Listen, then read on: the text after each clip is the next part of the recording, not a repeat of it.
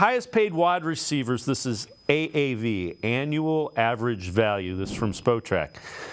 Highest is Tyreek Hill, $30 million. Number 2 is Devontae Adams. He's at $28 million. Cooper Kupp is at $26.7 million.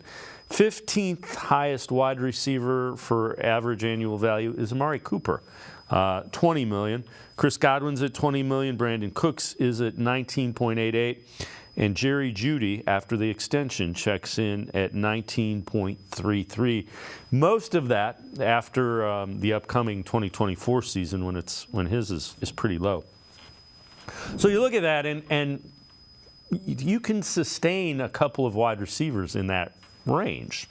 So it isn't like you're paying a guy, $30 million, and it's very interesting because I happen to agree with you, and you alluded to it last segment. They're going to find a way to continue to have Amari Cooper there for another year, 2, 3. It depends on what they feel his production looks like. Yeah, you can kind of look at what contracts they tweaked last offseason, and Amari wasn't among those. He's on deck. He's going to be one of those guys that comes up here in late June, early July. They're going to bring him in. They're going to rework his deal, lessen that cap number, put a small extension on it, and spread it out for void years, 4 or 5 void years on the back end. And you're going to be able to maintain this, And I think you might only get an extra year put on, but that gives you that leeway by the time because Cooper's still in his prime. People kind of mistaken this. There's a lot of people that want to move off Amari Cooper. He's still in his prime. There's no way you can move off him. I'm sure if you interviewed NFL defensive backs, they would tell you he's that dude. You need to ride that out.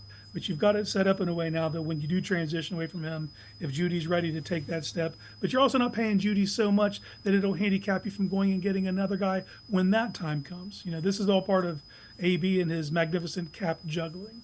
Yeah, and there's a lot of Browns fans that are, they overpaid. You can either pay ahead of the curve or after the curve. And if Judy goes out, if he does what the Browns believe he can do, they're not touching him for that average annual value. It would be closer to the $30 million. I'm old enough to remember David Njoku.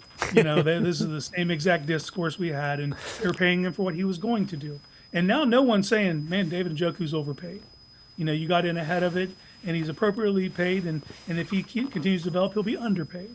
And that's just the way this thing goes. So they've had their eyes on Judy for so long. They had ideas for how they'd implement him and how they would fit him inside their contractual schemes, and they got him. And that's the one part of the guardrail that everyone ignores. Everyone focuses on the age, but it's identify and pay early. They got ahead of it on this, and they believe they're ahead of the game. Now time will tell, but if he gives you 800 yards and 7 touchdowns, I don't think people are going to be complaining.